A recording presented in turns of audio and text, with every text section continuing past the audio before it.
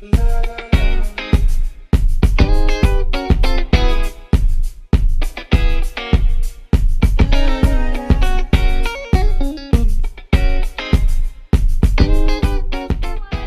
warahmatullahi wabarakatuh. Selamat pagi teman-teman. Apa kabar hari ini? Semoga teman-teman sehat selalu ya, dan selalu dalam lindungan Allah Subhanahu wa Ta'ala. Amin. Bagaimana teman-teman puasanya hari ini? Pasti teman-teman tetap semangat kan puasanya? Dan semoga puasanya bisa full ya sampai 1 bulan penuh. Amin. Oke teman-teman, hari ini kita akan menyaksikan sebuah kisah tentang Uwais Al-Qarni, pemuda yang terkenal di langit. Mari sama-sama kita simak kisahnya. Nanti Miss akan memberikan kuis kepada Kisah Uwais Al-Qarni, pemuda yang terkenal di langit. Kisah ini bercerita tentang seorang pemuda bernama Uwais Al-Qarni yang hidup pada zaman Nabi Muhammad SAW. Nama Al-Qarni yang disematkan padanya memiliki arti yang dalam bahasa Arab, penghuni langit. Melalui kisah ini kita akan mengetahui siapakah sosok Uwais yang namanya sangat terkenal sampai ke langit. Ternyata hal ini terjadi karena ketaatan Uwais kepada ibunya. Uwais adalah seorang pemuda yang berasal dari negeri Yaman.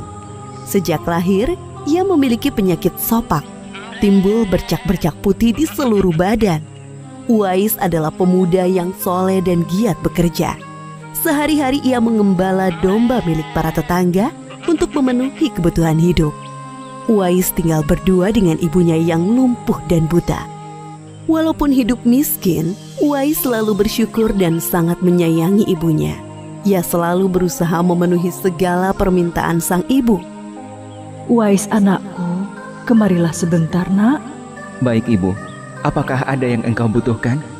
Anakku sayang, mungkin hidup ibu sudah tak akan lama lagi. Ada satu keinginan ibu yang ingin sekali terwujud. Jangan berkata seperti itu ibu. Katakan padaku, apa permintaan ibu itu? Sebelum saat itu tiba, ibu ingin melaksanakan haji. Mendengar perkataan ibunya, Uwais hanya termenung sambil berpikir. Aku sangat ingin mewujudkan permintaan ibu. Mohon ibu bersabar sampai saat itu tiba. Aku akan mencari cara agar kita bisa pergi ke Mekah untuk melaksanakan ibadah haji. Oh, terima kasih nak. Ibu Uwais sangat bahagia dan memeluk Uwais sampai menangis. Ya Allah, bagaimana cara hamba membawa ibu hamba yang lumpuh dan buta untuk pergi ke Mekah?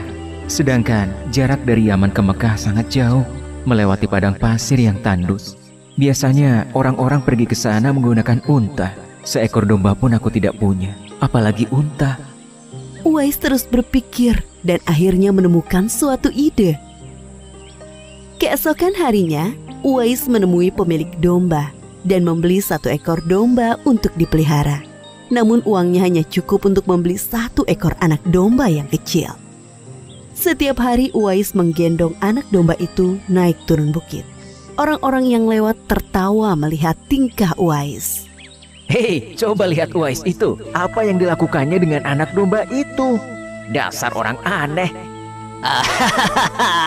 Uwais gila. Uwais sudah gila. Uwais tidak mendengarkan cemoohan dari orang-orang. Saat ini yang ada di pikirannya adalah ibunya. 8 tahun berlalu dan tibalah pada musim haji.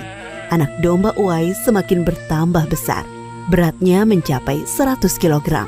Begitu pula dengan Uwais. Badannya semakin kekar dan bertenaga. Berkat latihan setiap hari, beban berat yang dipikulnya tidak terasa lagi. Sekarang semua orang tahu bahwa apa yang dilakukan Uwais adalah bentuk pengorbanannya kepada sang ibu. Uwais menggendong ibunya sambil berjalan kaki dari Yaman menuju Mekah. Subhanallah, alangkah besar cinta Uwais kepada ibunya itu. Sesampai di Mekah, Uwais tetap menggendong ibunya untuk bertawaf di Ka'bah. Di hadapan Ka'bah, ibu dan anak itu berdoa. Ya Allah, ampunilah semua dosa ibuku. Bagaimana dengan dosamu anakku? Dengan terampuninya dosa ibu, maka ibu akan masuk surga. Cukuplah ridho ibu yang mengantarkanku ke surga. Allah Subhanahu wa Ta'ala mendengar percakapan ibu dan anak laki-lakinya. Seketika itu penyakit sopak yang dideritanya sembuh. Hanya tertinggal 1 bulatan putih di telapak tangannya. Terima kasih ya Allah.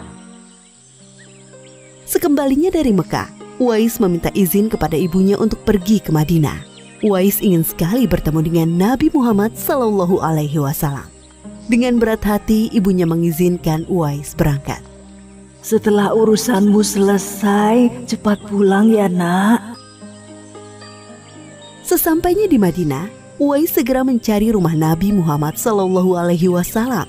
Setelah menemukan, ia mengetuk pintu dan mengucapkan salam. Keluarlah istri Nabi, Aisyah radhiyallahu anha, seraya membalas salamnya. Apakah saya bisa bertemu dengan Rasulullah SAW? Maaf sekali, Nabi sedang tidak berada di rumah. Beliau sedang berperang dan tidak tahu pasti kapan kembali. Mungkin sebulan atau beberapa bulan lagi. Uwais dihadapkan pada 2 pilihan, menunggu kedatangan Nabi atau segera pulang ke Yaman. Bayangan sang ibu yang tua muncul di benaknya. Baiklah kalau begitu, saya pamit. Ada seorang ibu yang tidak bisa saya tinggal lama-lama di rumah. Sampaikan salam saya kepada Rasulullah SAW jika beliau sudah kembali dari perang. Terima kasih. Uwais kembali ke Yaman dengan perasaan haru dan sedih. Di satu sisi Uwais sangat ingin bertemu dengan Nabi Muhammad SAW. Namun di sisi lain, ia sangat mengkhawatirkan kondisi ibunya. Akhirnya ia memilih untuk segera pulang ke Yaman. Peperangan telah usai dan Nabi Muhammad SAW pulang ke Madinah. Aisyah radhiyallahu anha menceritakan perihal pemuda yang mencari beliau. Nabi mengatakan bahwa Uwais adalah pemuda yang sangat taat kepada ibunya. Karena ketaatan kepada ibunya itu, nama Uwais sangat terkenal di kalangan penduduk langit. Seperti yang tersebut dalam hadis Sahih Muslim Syarah An-Nawawi nomor 2542, dikatakan bahwa sebaik-baiknya tabi'in adalah Uwais Al-Qarni. Saat Nabi Muhammad SAW berbincang-bincang dengan Umar bin Khattab dan Ali bin Abi Thalib, beliau menceritakan tentang sosok Uwais. Apabila kalian bertemu dengan Uwais, mintalah doa dan istighfar kepadanya. Dia adalah penghuni langit. Perhatikan di telapak tangannya ada tanda berwarna putih. Dulu sejak lahir ia menderita penyakit sopak. Namun atas kesalehan dan ketaatan kepada ibunya, Allah Subhanahu wa Ta'ala menyembuhkan penyakitnya. Sampai pada akhir kematian Uwais, terjadi hal yang menggemparkan. Banyak sekali orang yang hadir mengurus pemakamannya. Orang-orang itu adalah penduduk langit yang dikirim oleh Allah Subhanahu wa Ta'ala.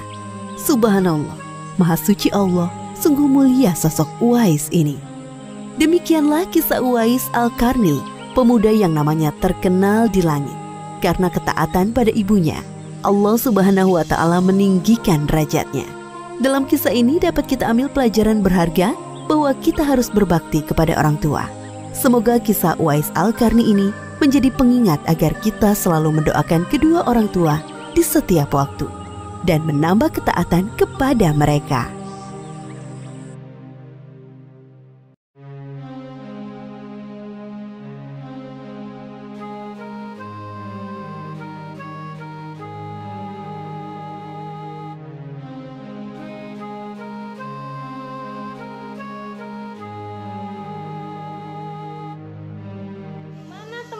Kisahnya pasti menarik kan?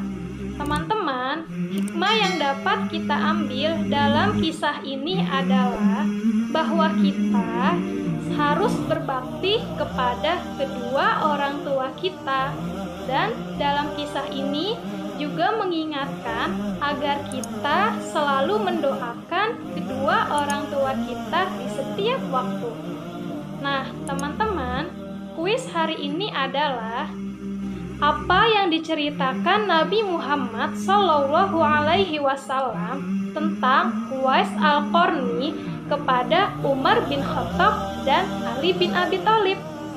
Dijawab ya pertanyaannya. Sekian dari Miss, terima kasih. Assalamualaikum warahmatullahi wabarakatuh.